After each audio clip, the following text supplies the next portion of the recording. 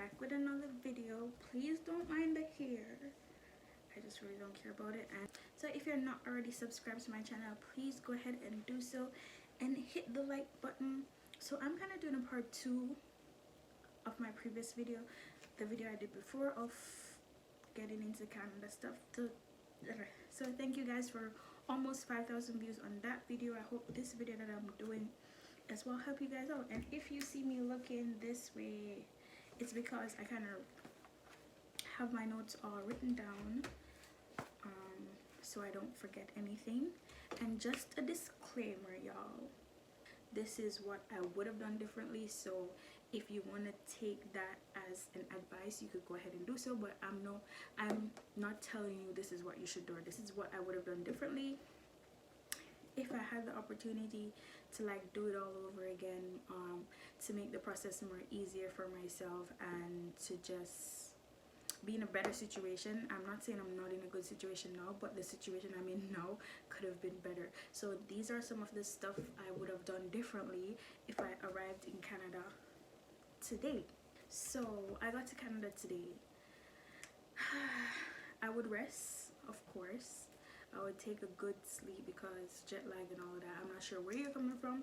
Wherever you're coming from, you need to sleep. Just take the day to sleep, and the next day is when you get on and do your shit. The second day, I would most definitely try to get familiar with like the bus routes and getting to school and all that, but that could happen in the weeks leading up to school if you want to, or if you could do that right away. But what I would have done first is I would have went and I dropped my pen. What I would have done first is I would have went to the bank and opened a student account, which includes of a checking and a saving account, and the bank may or may not give you a secure credit card, but if you do get one, I would advise to start building your credit ASAP and never spend the entire amount of your credit card. Say for instance your credit card is $500 limit, never go above $300. Like, don't max out your credit card, no. So never go above $300. Just start building your credit. Every time you use your credit card, pay it back, stuff like that. Like, I think my biggest mistake is not getting into finance more when I just came to Canada, and I can't stress this enough. Please learn as much as you can when it comes about finances, handling your money, or just knowing how to spend your money, knowing how to save. Y'all, I can't stress this enough. Research about everything you need to know about finances. Just go to a bank and talk to a teller and get some student advice when it comes on to you, when it comes on to you and money management. Also, there's a lot of books you can read as well to help you understand and learn more about your finances, which I should have done the moment I got in Canada. I think like y'all don't know, the moment I got in Canada, that's the first thing I would have done, is to just, because there's so much, like I realized there's so much I didn't know when I left Jamaica and got to Canada. Like, it's just like a newborn learning how to walk again, because there's so much shit I didn't know. Like, a lot of the shit I didn't know is when it comes on to money. And yeah, so first thing I would suggest is to open a savings and checking account, get a credit card. Don't max out your credit card. Spend your money wisely. Start building your credit. The second thing I would tell you to do is try to get your driver's license at the earliest convenience possible, because I waited until like 2 years, 3 years, I don't know, I really don't know, but I didn't get my driver's license as soon as possible. So I'm always carrying around. You could go pay for a photo ID, which is like $30 or $40. I'm not sure, but you could go get a photo ID, but that's not the same as a driver's license. And what I would use for my identification, I would always have my passport on, right? Just go get a driver's license. You could practice the test online, download the G1 test app and practice it. That's what I did, and I passed my G1 thanks to my friend as well. Get your driver's license, like, at ASAP. If you have a driver's license from back home, try to find a way how to convert that to a Canadian driver's license. I think that's possible for some countries, not every country. I'm not sure. As I said, do your research. That's the second thing I would have done differently. Please, this is a no list. I'm not telling you to do this first, then this is just me giving a list of what I would have done differently. So first I would open a savings account, checking account, get a credit card, spend wisely to build my credit card, my credit history. Secondly, I would have done is gotten my driver's license. You hear me? Get your driver's license as early as possible, because you're gonna need it. You're going to need it, and carrying around your passport all the time is just not, it's just not it. And what I would advise you guys to do is go get your SIN as soon as possible. Start applying to jobs as soon as possible as well, and network.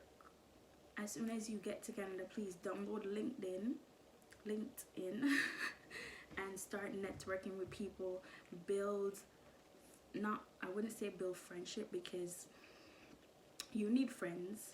I won't lie, you need friends, but you need a few friends to just have close to you. You don't need a bunch of friends. You don't need a bunch of friends to survive in Canada. Trust me, I've been here since 2016 and I barely have 10 friends. I probably have like 4 friends, and I know people, but you're not my friends. So network with people, get to learn a lot, because you're in a new country. I know it's kind of intimidating because you don't want to like ask questions, and you're in a new country and asking questions is just like, just swallow your pride and ask questions. There's so much that you need to learn. I talked about networking. Get your driver's license at the earliest of possible.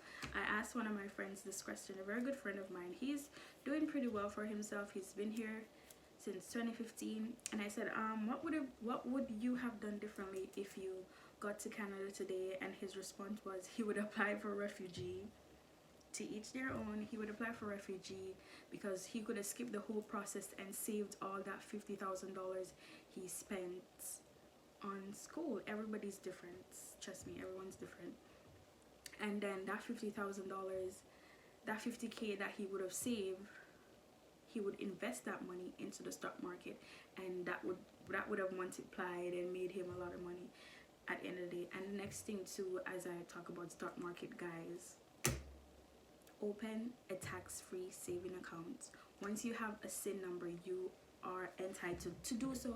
And please do your research. Like, there's still a lot for me to learn when it comes on to the stock market and investing and stuff like that. If you're into it, not everybody's into investing, but if you are into it, please just start reading, do your research. One thing people fail to mention is that when you come into Canada, yeah, there's a lot to learn when it comes on to culture and diversity, getting to know the area and stuff like that. But when it comes on to finances, there's so much that I didn't know that I wish I knew. But I know now. It's like me looking back, yo, if I knew this when I just got to Canada, I would have been better off. But shit happens. It's not for everybody, but I can't stress this enough. Like, if I knew about stock market and investing like 2015 when I just got to Canada, I would have put that to work and did what I needed to do. But take pride in like what you do. Don't wait until the last minute to get your shit ready for school. Start applying for jobs. You know, as an international student, you can't work over 25 hours a week. I'm not sure if that changed, but yeah, start applying for jobs at the earliest. If you get rejected, it's a part of life. Just start doing what you need to do, like ASAP. Don't wait on somebody to hand you shit. Just, and I might do a part 2 of this video, but I didn't want this to make this too long because I want to upload some different videos. But the next thing I want to kind of brush on a little is you want to make decisions that will affect your future. If you plan to stay in Canada or say live in Canada after your studies is completed, please make decisions thinking about your future. Don't make decisions thinking about the moment you're in right now, because the decision you make will affect you some way, somehow. So make decisions that will affect your future, okay? When it comes on to living in Canada, spending money is, your money is gonna go like crazy. Money comes and money goes, but keep in mind that saving and when it comes on to being financial literate, guys, learn. Like, there's so much for me to still learn, and there's so much I'm still learning about just handling my money and all that. So if you want to get ahead, I would definitely recommend that you guys learn as much as you can about financing and saving your money and building your credit, stuff like that, because that's gonna affect you in the long run if you plan to live your life in Canada. So don't just think about school and partying and friends and clubs. It will come, but focus on what you have going on ahead, like where you see yourself in the next 3 years, where you see yourself in the next 4 years. I know it's gonna be like, oh, you're in a new country, you want to travel, you want to get to know people, you want to go places. It can all happen. It can all happen. Like, I'm by no means telling you that you can't travel or you can go have fun. Like, go have fun, do you, but please remember that the decisions you're making is for your future self. There's so much things that I wish I've done differently, but you know, shit happens, and I'm still learning. Like, I could have been in a worse situation than I'm in right now, and I know people have been in worse situations than me before. So it's just for you to learn and do your research. Like, research as much as you can. There's so much stuff on the internet. Like, you don't need to pay for anything. You don't need to pay for courses and shit like that. Well, different from school. I'm talking about in general, learning about life and living.